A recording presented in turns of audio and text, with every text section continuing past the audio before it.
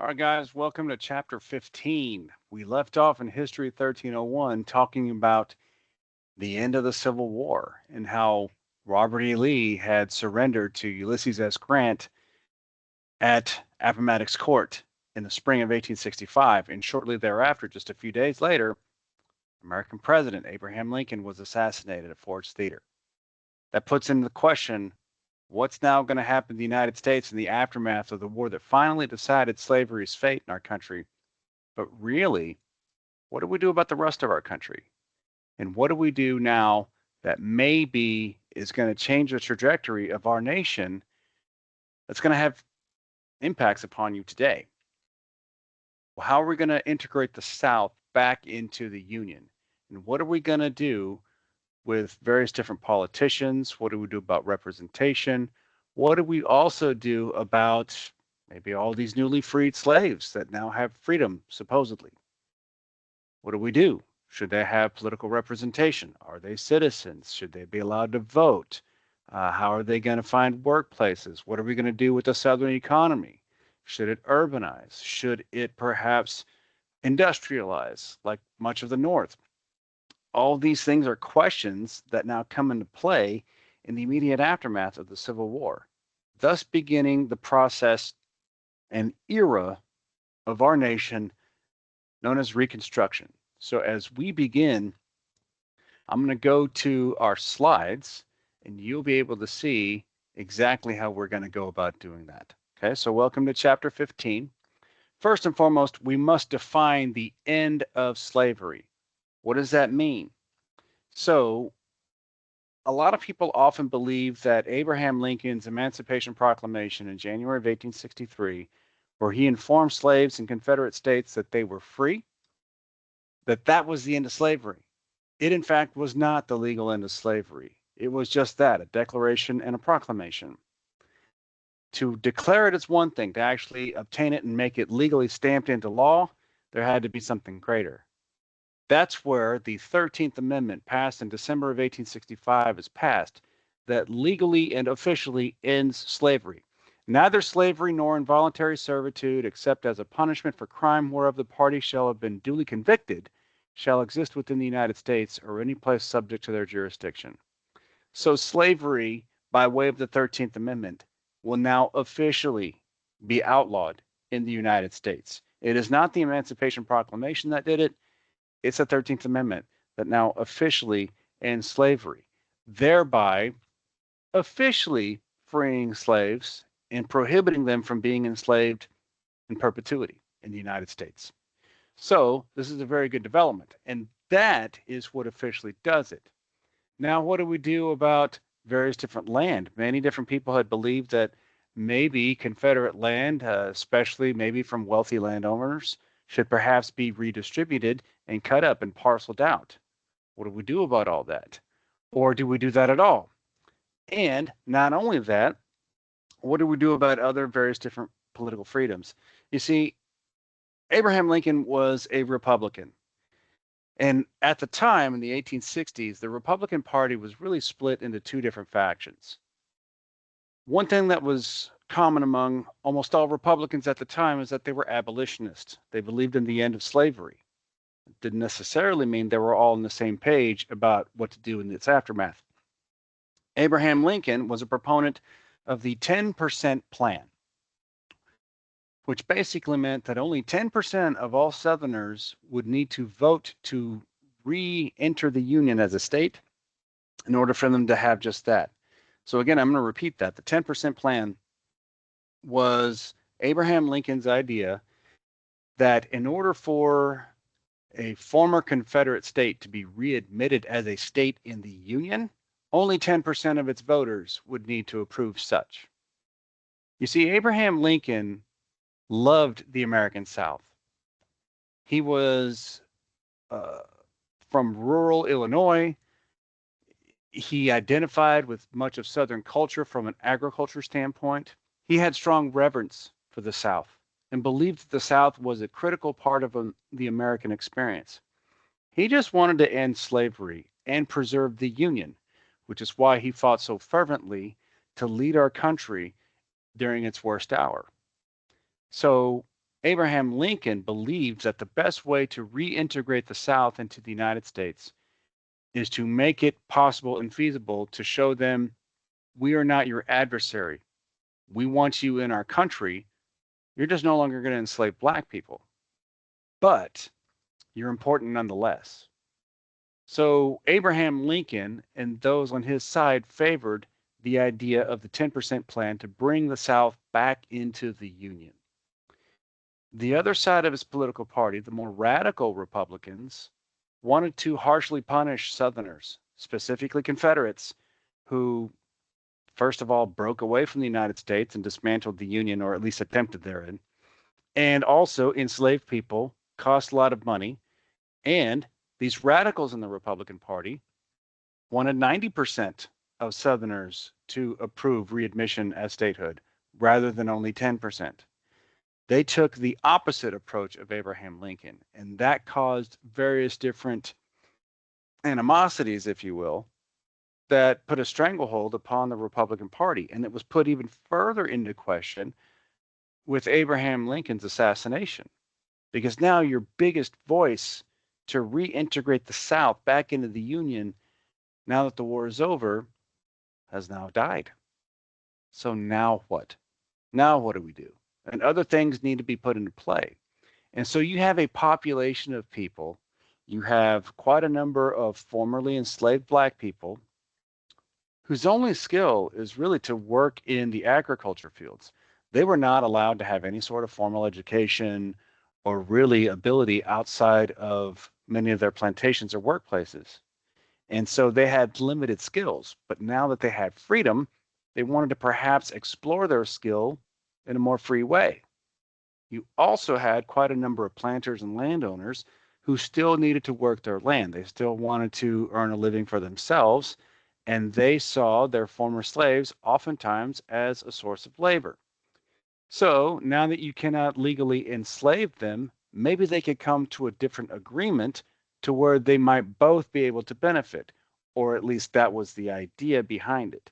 This idea of free labor, hey, look, former slaves, you don't really have any sort of skill outside. Come work these fields, and we'll see about working something out to where we can both make it. From a slave standpoint, you need labor, sir, and I'm the only one who really knows how to do it in mass. And pay me a fair wage. Let's cut something out. Let's make a deal, and maybe we can both benefit. That's the idea behind certain things, and it would be much easier said than done. Let's be completely honest with ourselves, but it was totally possible. And you had a number of formerly enslaved people who believed that maybe they should have land reappropriated for them to make it possible for them to own land. How do you do that? You would have to maybe uh, obtain land from landowners and have their land recommissioned and parceled up and redistributed. That's harder to do. Not entirely impossible, and it was done to a little bit of an extent, but otherwise, though, you have a number of formerly enslaved people who want representation, and they want a political lobby to help them perhaps maybe obtain land and other skills, whether it's by redistribution of land or otherwise. This is something that's going to happen. And so the Freedmen's Bureau was a former slave political lobby that was brought about in the American South to help form political lobby for formerly enslaved people to help them maybe obtain land, skills, or otherwise. And one of the consensus between formerly enslaved peoples and landowners was the concept of the crop lien system, also known as sharecropping. And the crop lien system was meant to be to where formerly enslaved people who have ability to work agriculture fields, specifically in the cotton fields, can work lands, maybe ones that they had formerly worked on when they were once enslaved. And instead of being forced into labor, maybe they would have an incentive to work hard in a crop lien system to where, okay, a landowner will agree to rent out portions of his land to formerly enslaved people. The new formerly enslaved people work it, and when they sell their crops, a portion of their profits will be paid as rent to the landowner. And then the worker keeps the rest for themselves. Therefore, the landowner is still reaping a bit of a profit, and the laborer has the incentive to work hard because now they're going to have money that's going to be appropriated as part of their profit. You would think that the cropland system and sharecropping would be a good thing. And in theory, it is a good thing. It sounds good. Sharecropping, yeah, you're going to rent land and you're going to split the profits. You're going to pay rent to the landowner and you keep the rest. Both win, right? In theory, it sounds good. But in practice, it was far different. Here are some of the realities of sharecropping in the South. Oftentimes, especially if you didn't have as good of a harvest, maybe you're not going to make as much money and you still have the same high interest rate or the same rent to pay back to the landowner. So if you don't make as much money, you still owe a certain amount, you're not going to be able to keep as much. Or what was also common at the time is perhaps even maybe the idea that formerly enslaved black people, maybe when they get their crops weighed at various weigh stations, for example, maybe you have 1.25 tons of raw short staple cotton to be weighed and paid to you, but maybe they only received credit for 1 ton as opposed to 1.25. So they would oftentimes get shortchanged. Or maybe they had a bad harvest.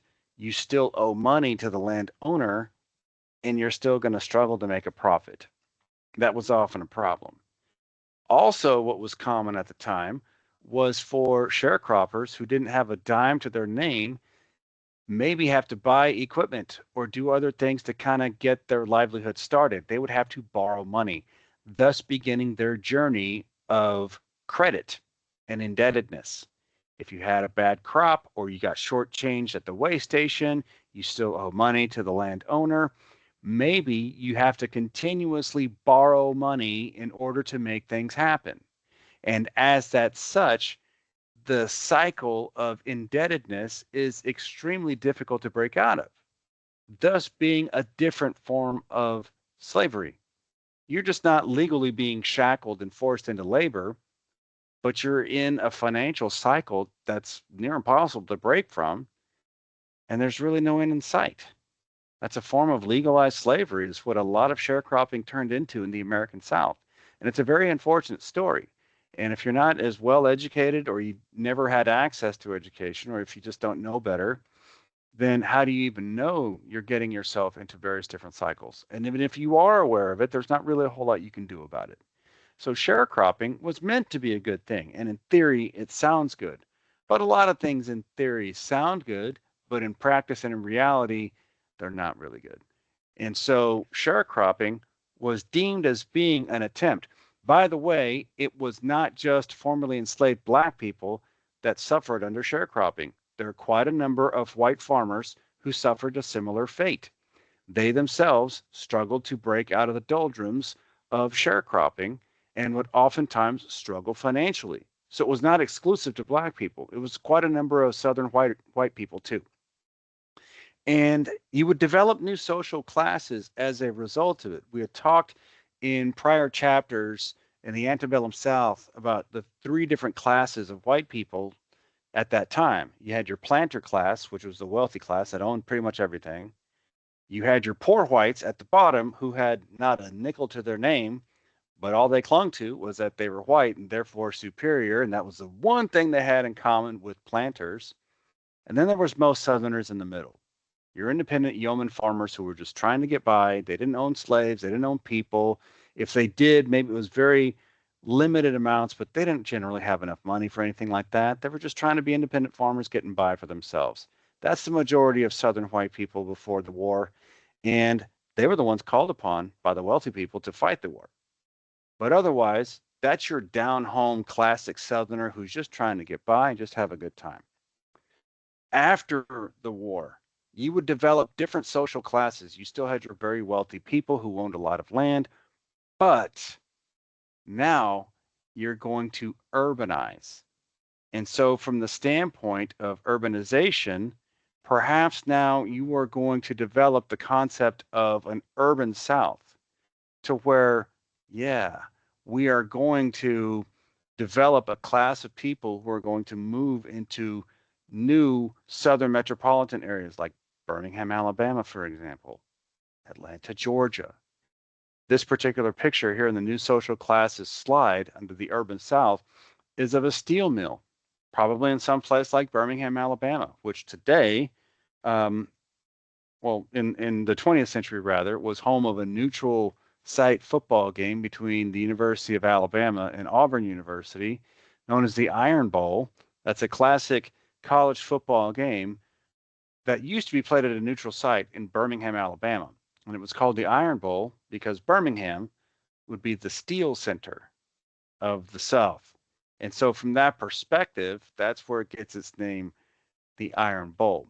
But now you're going to create a new class of people, Southern urban whites, maybe getting involved in urban businesses, maybe becoming more of a stalwart in various other different things that don't confine them to farms or anything of that sort.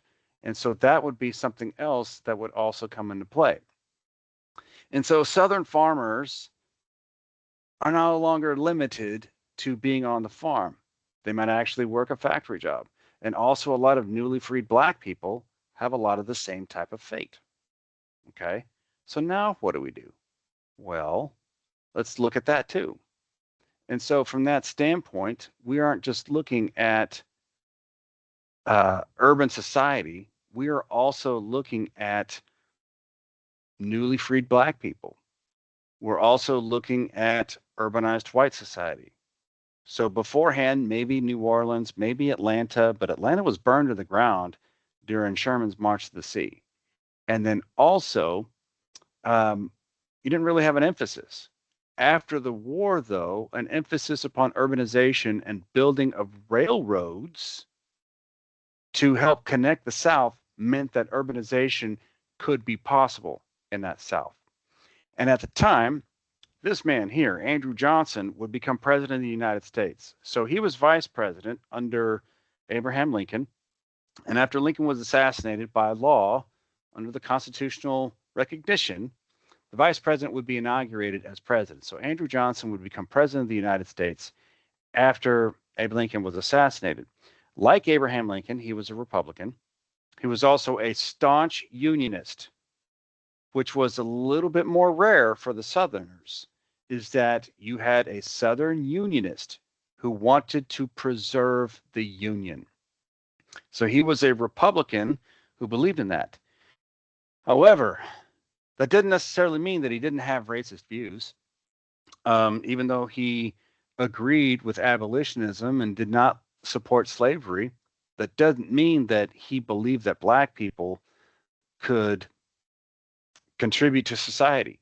He questioned whether free Black people could really add value to the American society, so much so that he would often oppose when people would say that Black people should be allowed to vote or be citizens of the United States. Andrew Johnson also lacked a lot of the charisma and speaking skills and people skills of somebody like Abraham Lincoln. He was unable to convince people in his own party to support him. Never mind the opposition Democrat Party, who opposed him at every turn in the process. Andrew Johnson would be somebody who struggled as president. He was also somewhat stubborn and insecure. He saw Black people as inferior, even though he might have believed that they should be freed and that the Union should be preserved. Didn't mean he didn't have racist views and didn't mean he had people skills to make it happen in the first place. So Andrew Johnson also supported the top 10% plan because he wanted to integrate the South back into the Union. He was a Southerner himself. He was just a Unionist. But he made a lot of enemies in his own political party. And that would eventually be his downfall because he just really struggled with that. So this is the cartoon of Andrew Johnson. Otherwise, though, you have laws put in place across the South to remind black people of their place. So maybe from a legal standpoint, slavery is outlawed, so you can't enslave black people. There's no law that said at the time that you can't harass them and keep them from voting and keep them from being involved in politics and whatnot. So a lot of Southern Democrats supported what are known as black codes. And these were sets of laws set to remind black people of their place, prevent them from seeking voting rights, to prevent them from obtaining political offices, to prevent them from owning businesses or having any some sort of a say, to kind of pigeonhole black people into certain areas of life that kind of remind them of their place and oppose them at every turn to restrict a lot of their freedoms. And so black codes would be a pretty big problem across the South because it would lead to a rise in other things that are highly detrimental. One of the ways to kind of get around black codes, well, let's introduce federal law. We have the 13th Amendment. Now let's look at the 14th Amendment. And this is a series of law. This is actually the amendment in the Constitution that defines citizenship in the United States. There were so many questions at the time. Are formerly enslaved black people citizens of the United States, or should they even be? But if they should be, how do we make it legal? Therefore, we must also define citizenship for everybody else too. And so the 14th Amendment was passed by Congress, vetoed by President Johnson, and then upon readmission to Congress, had enough votes to override President Johnson's veto. The 14th Amendment was ratified, and what it did was it defined what is citizenship in the United States. All persons born or naturalized in the U.S. and subject to the jurisdiction thereof are citizens of the United States and of the state wherein they reside. So that affects you guys to this day.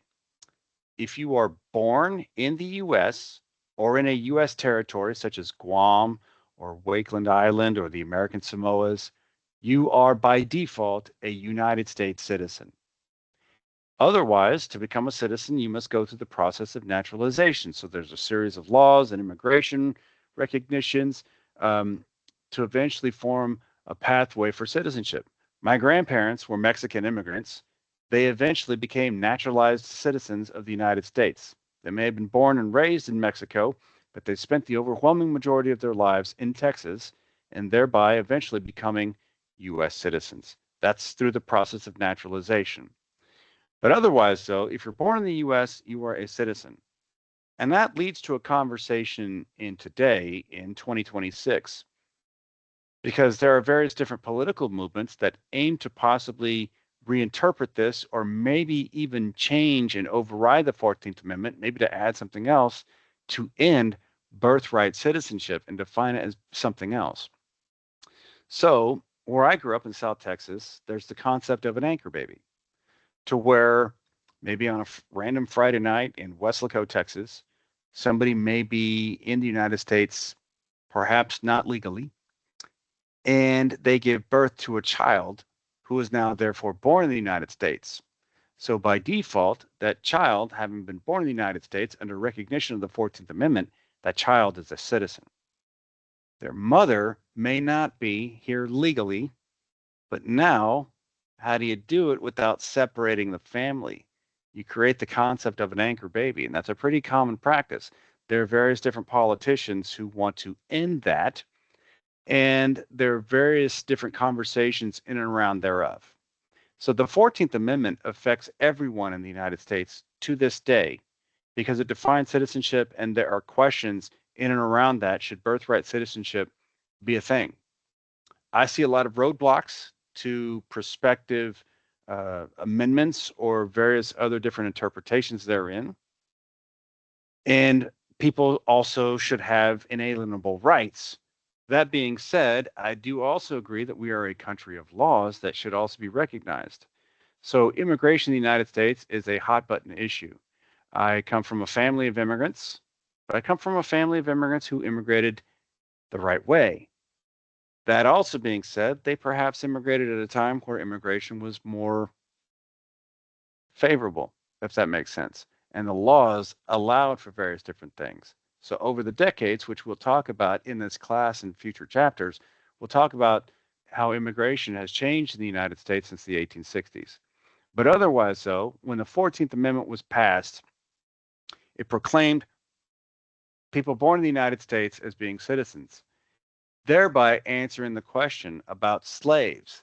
So if a slave was born in what is the United States of America, by default, they are also U.S. citizens. So thereby proclaiming that black people born here in the U.S., slavery or otherwise, are citizens. And that's what the 14th Amendment was defined to do. And it affects us to this day, just in many different ways. But the 14th Amendment is really what began the process of civil rights that would take the better part of 100 years to finally settle. But this is where it gets its true start, the passage of the 14th Amendment, recognizing that formerly enslaved black people are now, in fact, citizens.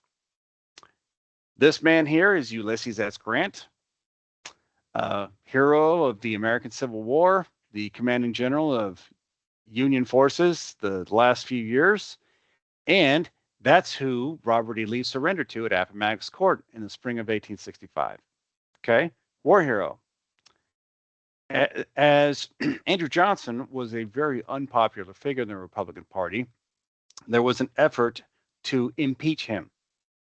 And when efforts fell just one vote short, it became clear that Andrew Johnson, even though he would remain as president, was a lame duck. And so therefore, the Republican Party would nominate somebody else to be their candidate in 1868. Who better than one of the heroes of the big war that was won by the Union, Ulysses S. Grant. Now, that being said, just because you're a war hero doesn't necessarily mean that you're also going to be a good politician.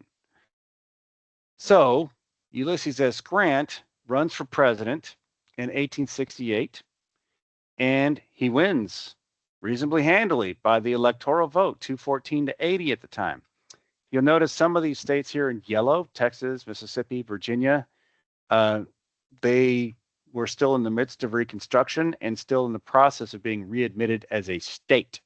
So in 1868, Texas, Mississippi, and Virginia were still territories of the U.S. They hadn't been officially readmitted, even though people recognized them.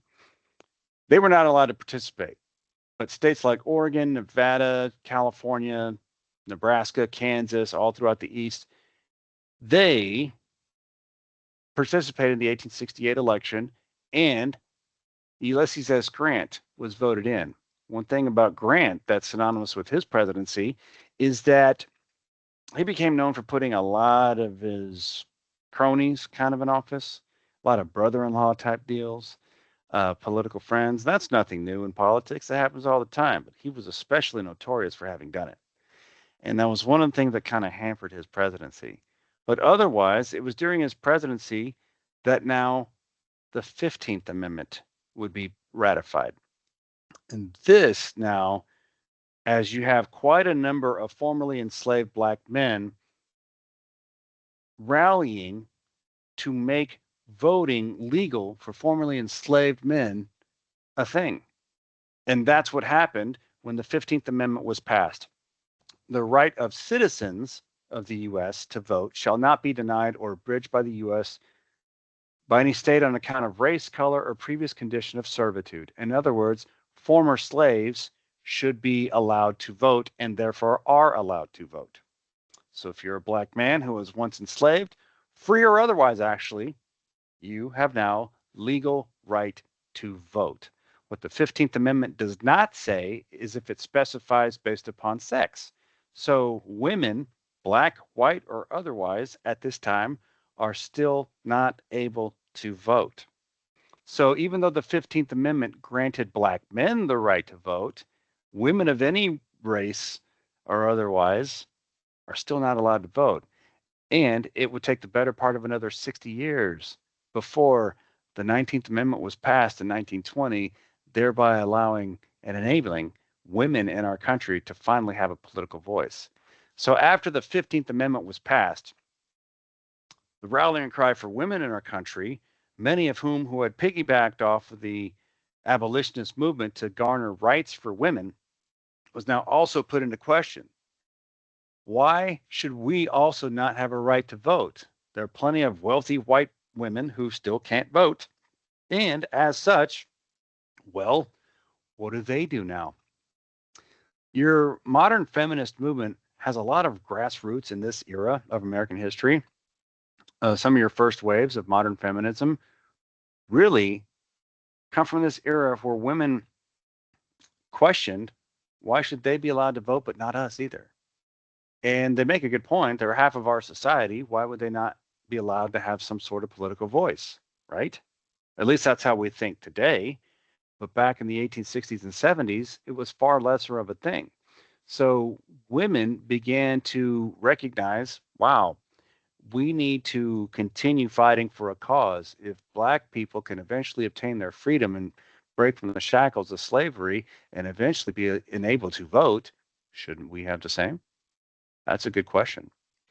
Let's talk about Native Americans. Okay. So the same entity that fought to preserve the Union and end slavery is also the very same institution that invariably destroyed Native American culture. It's the same entity that forcefully dragged thousands upon thousands of Native Americans at gunpoint. The U.S. Army escorted Native Americans out of their tribal lands from the American Southeast into what is present day the state of Oklahoma, formerly known as Indian Territory. So, a significant number of Native Americans who really didn't want to be bothered with the Civil War, if they did side with somebody, a significant number of them sided with the Confederacy. After all, it was not the Confederacy who forced them off their lands. And as many Native Americans owned black slaves, Confederates were like, yeah, have your slaves. We encourage it, as a matter of fact. Okay. So now that the war is over, what's going to be the plight of Native Americans now that the US government won the war? You would begin a process of the next 30 years to eventually eradicate Native Americans from the plains across the United States. And so Native American culture is the ultimate loser in our nation's history because of just how decimated it became and how many millions of them died as a result of exposure to smallpox, conflict, all kinds of different things. The Native American story is quite sad. And so, yeah, there are reservations across the US and you have remnants of former Native American culture, but it's a far cry from what it used to be. And it's a very sad story in our nation's history. And it doesn't end at the Civil War. We're going to talk about how it continues over the process of the next 30 years in American history. And so you see people of Native American descent today, but it's far more rare to see a Native American who is purely Native American. A lot of people that exist in the United States today may have Native American blood, or maybe they can trace their lineage to a particular tribe. You have a number of people who are literally card carrying members of a various officially recognized tribe. They might have a federal registration number as such. Just up north, about an hour from here in Durant, Oklahoma, you have Choctaw Casino. Choctaw Casino is named after the Choctaw tribe as part of the Choctaw Nation of Oklahoma. That is on tribal lands. And so you see a number of Native Americans that might exist there, but they exist in various different ways that are far different than what may have existed decades and decades ago. So it's a really sad story for Native Americans in that regard. Otherwise, though, it's in the Reconstruction era that you experience the concept of a carpetbagger or a scalawag. A carpetbagger is a northerner or otherwise somebody from the Union who moves to the South and they bring their northern and therefore Republican ideals that influence Southern politics. Whereas a scalawag is a Southern Unionist. These are folks who oppose slavery and they oppose the Confederacy. Neither of them are liked by Southern Democrats. Many of the carpetbaggers were, in fact, former Union soldiers who never left the South.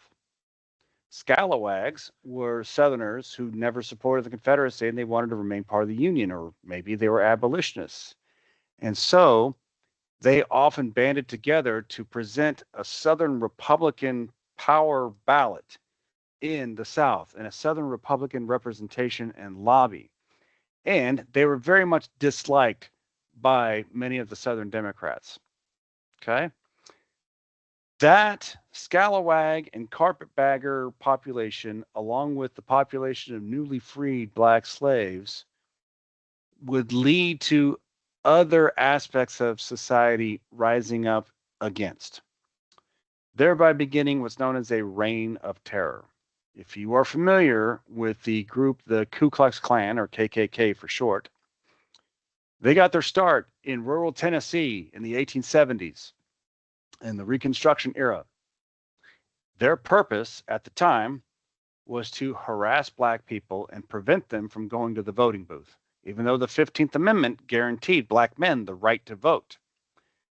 If you harass them, maybe burn down their churches, maybe kidnap them, maybe harass their families, maybe literally prevented them from going into the voting booth, then you could perhaps keep black men from influencing various different elections. So that's how the Ku Klux Klan began. And they would harass black people to skirt around the concept of slavery. You can't enslave people. There are no laws that says you can't harass them. And so from that standpoint, the reign of terror begins. Today, the Ku Klux Klan still exists. And surprisingly, some of its strongest areas of representation are not in the American South. Various Midwestern states like Indiana have pockets of the Ku Klux Klan. They also exist in even blue states like Oregon, Washington, and California. They're just kind of hidden behind the scenes. And they've kind of gone progressive because they don't just hate black people. They also hate Jews, Catholics, Mexicans, you name it. So I guess maybe that's the KKK's interpretation of progress. You race to somebody other than black people this time. But otherwise, though, the KKK still exists. And as long as they are not violent or physically assaulting people, it's technically not illegal to have various different viewpoints and to speak your mind. As reprehensible as I find it, it's not illegal to have free speech. It's gross in every way and should be avoided at all costs if possible, but technically not illegal. So they still exist in America today, just in fewer and quieter pockets. That also being said, what do we do from a northern perspective about the South? Support for Reconstruction among northern Republicans was waning. Because if you're in Massachusetts or New York, do you really care what's going on down in Georgia or Mississippi? Maybe, maybe not. Maybe you don't really care. Maybe you're just trying to make it on your own and try and find a factory job, or maybe you had nothing to do with slavery or black people, or maybe you have other racist views, even though you may not have supported slavery. There's all kinds of different problems. So maybe perhaps you're not going to support the South. And so the North kind of has to have a reckoning, especially among Northern Republicans. How far do we want to get radical with this thing? Because some of our own supporters here up north are getting quite a bit apprehensive, and our support is waning a little bit. And so that's going to be another thing that's going to put their support into question. So, Reconstruction, this map here, you can see where all these states in green, these are former Confederate states that would now apply to be readmitted as states. You'll see Texas was not readmitted back into the Union as a state until 1870. So, a good 5 years after the end of the Civil War, these states were readmitted.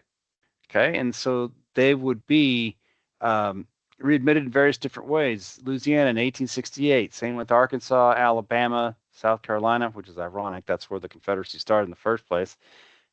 Virginia, Texas, that would come quite a bit later. Georgia, 1870. Okay, so it takes a while for things to happen along this way. Now, so Ulysses S. Grant was president of the United States for 8 years, and he had modest results with Reconstruction. So after he did 8 years, in 1876, there would be a new election. You would have Rutherford B. Hayes run on the Republican ticket against Sam Tilden, a Southern Democrat. And As typical with a lot of American elections, there was a very contentious election result. Contention, controversy within American elections is nothing new in our history. The contentious election in 2020, Trump and Biden, and a lot of the issues that surrounded that, the election of 2000, all kinds of different things between Bush and Gore, so much contention therein. 1876 was a big one to where there was no decisive winner. So Sam Tilden had more popular votes, but the US presidency is not elected by the populace, it's elected by the Electoral College. So, representation in states and what state swings a certain way, your electoral vote is what helps decide the presidency. And in 1876, neither Tilden or Sam Hayes had, or Rutherford B. Hayes rather, had enough votes to claim victory. So something would have to give. Congress is now going to have to become involved. And so that's where the bargain of 1877 is now going to come into play, to where Southern Democrats agreed to support Rutherford B. Hayes and elect him as president under the condition that the Republicans end Reconstruction in the South. So, in other words, Southerners are like, hey, we'll let you have your guy, Rutherford B. Hayes, if you get out of the South and end this Reconstruction nonsense. The Northerners were like, you know what? Fine. We'll take our guy. You can have your South. And that right there became a bargain of 1877 to where Rutherford B. Hayes was indeed inaugurated and Republicans and Reconstructionists pulled out of the South, thereby claiming the American South to have been redeemed. Southern Democrats now saw themselves as redeemers. The South now eventually overcame Reconstruction and they redeemed themselves after their loss of the Civil War, and they got the Reconstructionists and the Unionists to pull out. So you somewhat embolden your Southern Democrats, who some of them were involved in the KKK. And if you think about it, the Ku Klux Klan was somewhat of a military arm of the Democrat Party at the time to kind of do Southern Democrat bidding, to harass black people from voting. And it wasn't just black people that the KKK harassed, by the way. They often harassed a lot of Republicans. They harassed anybody who supported Republican causes for Reconstruction or otherwise were friendly and supported black people. And that emboldens Redeemers as well. So, guys, that is Reconstruction in the immediate aftermath of the American Civil War. It was weird. It was contentious. What was seemingly a good idea with the crop lien system, sharecropping, really turned out not to be as such. And that was a big problem. And so, from that standpoint, you now are going to begin a different era in American society to where now we continue expanding westward. We also are going to begin a process of industrialization.